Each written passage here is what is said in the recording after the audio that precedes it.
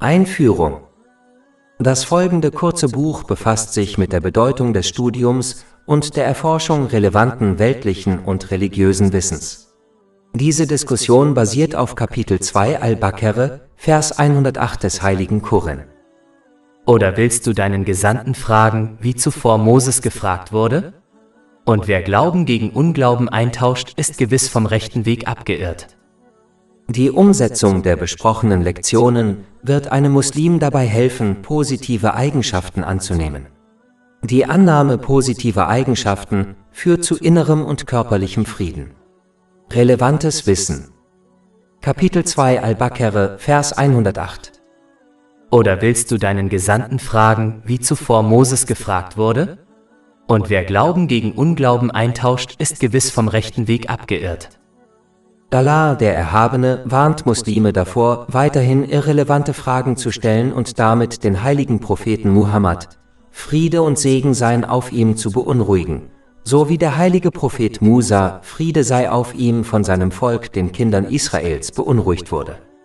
Kapitel 2 Al-Baqarah, Verse 67 bis 71. Und erinnert euch daran, als Moses zu seinem Volk sagte, Allah befiehlt euch, eine Kuh zu schlachten. Sie sagten, macht ihr euch über uns lustig?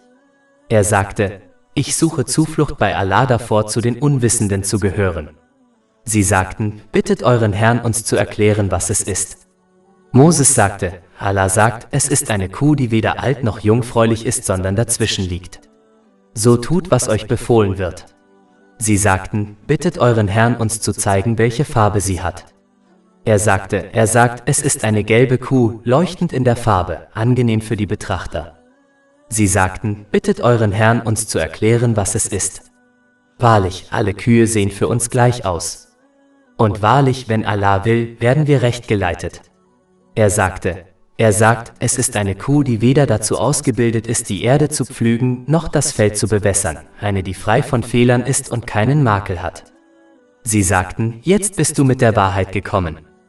Also schlachteten sie, aber sie konnten es kaum tun. Und Kapitel 2 Al-Baqarah, Vers 108. Oder willst du deinen Gesandten fragen, wie zuvor Moses gefragt wurde? Wie in den Versen über den heiligen Propheten Musa, Friede sei mit ihm, deutlich wird, lenkt das Stellen irrelevanter Fragen die Menschen nur davon ab, sich auf das zu konzentrieren, was für sie von Belang ist, was ihnen das Leben wiederum erschwert. Dies gilt sowohl für weltliche als auch für religiöse Angelegenheiten. Ein Muslim muss sich darauf konzentrieren, jene Themen zu erforschen und zu hinterfragen, die am Tag des jüngsten Gerichts in Frage gestellt werden. Alles andere muss beiseite gelassen werden, da es sie nur von den Dingen ablenkt, die sie lernen und nach denen sie handeln müssen. Wie in einem Hadith in Sahih Muslim Nummer 3257 empfohlen wird, müssen Muslime es vermeiden, sinnlose Fragen zu stellen und sich stattdessen darauf konzentrieren, das zu vermeiden, was ihnen verboten wurde, und das zu tun, was ihnen befohlen wurde. Leider sind viele Muslime, sogar Gelehrte, dazu übergegangen, über irrelevante Themen zu diskutieren und zu streiten, die am Tag des jüngsten Gerichts nicht in Frage gestellt werden.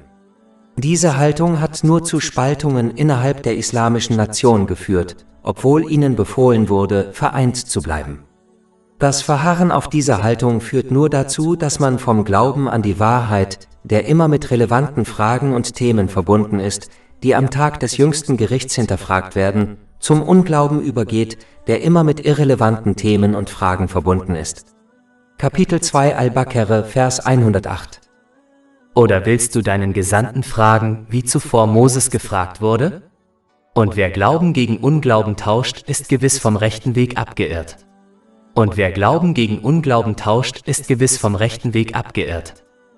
Dieser Vers könnte auch eine Warnung an die Leute des Buches und die Nichtmuslime Mekkas sein, sinnlose Fragen zu stellen, um dem heiligen Propheten Muhammad, Friede und Segen seien auf ihm, Schwierigkeiten zu bereiten und andere davon abzuhalten, den Islam anzunehmen.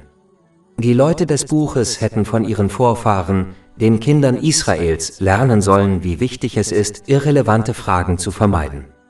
Da ihre Gelehrten die heiligen Schriften besaßen, die den heiligen Koran und die Traditionen des heiligen Propheten Muhammad, Friede und Segen seien auf ihm, behandelten, war es für sie nicht notwendig, sich so zu verhalten, da ihnen die Wahrheit des Islam sehr klar war. Kapitel 6 Al-An'am, Vers 20. Diejenigen, denen wir die Schrift gegeben haben, erkennen sie den heiligen Koran, wenn sie ihre eigenen Söhne erkennen. Und Kapitel 2 Al-Baqarah, Vers 146. Diejenigen, denen wir die Schrift gaben, kennen ihn, den Propheten Muhammad, Friede sei mit ihm, wie ihre eigenen Söhne. Und die Nichtmuslime von Mekka lebten mit dem heiligen Propheten Muhammad, Friede und Segen seien auf ihm, 40 Jahre vor seiner Verkündung seines Prophetentums zusammen und wussten daher, dass er kein Lügner war. Kapitel 10 Yunus, Vers 16. Denn ich war schon ein Leben lang unter euch. Wollt ihr denn nicht vernünftig denken?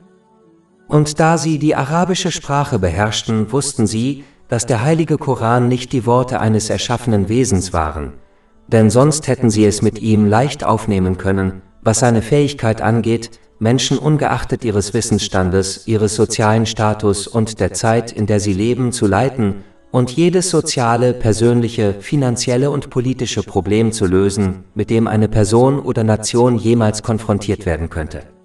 Kapitel 2 Al-Baqarah, Vers 23. Und wenn ihr im Zweifel darüber seid, was wir auf unseren Diener herabgesandt haben, den Koran, dann bringt eine ähnliche Sure bei und ruft, wenn ihr die Wahrheit sagt, eure Zeugen, Unterstützer außer Allah an. Diejenigen, die sinnlosen Themen nachgingen, um andere vom Islam abzubringen, darunter die Leute des Buches und die Nichtmuslime von Mekka, tauschten den Glauben, der ihnen angeboten wurde, nur gegen Unglauben ein. Kapitel 2 Al-Baqarah, Vers 108. Und wer Glauben gegen Unglauben eintauscht, ist gewiss vom rechten Weg abgekommen. Wer vom rechten Weg abkommt, wird in dieser Welt nur Schwierigkeiten erleben, und sein Weg wird im nächsten Leben nicht im Paradies enden, da er den aufrichtigen Gehorsam gegenüber Allah, dem Erhabenen, vergessen hat. Der beinhaltet, die Segnungen, die einem gewährt wurden, auf eine Weise zu nutzen, die ihm gefällt, wie es im heiligen Koran und den Überlieferungen des heiligen Propheten Muhammad, Friede und Segen seien auf ihm, dargelegt ist. Kapitel 20 Taha, Verse 124 bis 126. Und wer sich von meiner Erinnerung abwendet, dem wird ein bedrückendes Leben bevorstehen, und wir werden ihn am Tag der Auferstehung blind wieder auferstehen lassen. Er wird sagen, mein Herr, warum hast du mich blind wieder auferstehen lassen, wo ich doch sehend war? Er wird sagen, so kamen unsere Zeichen zu euch und ihr vergaßt sie, und so werdet auch ihr heute vergessen sein. Über 400 kostenlose E-Books, Hörbücher, Infografiken, Podcasts und Blogs auf unserer Website verfügbar. www.shakepot.com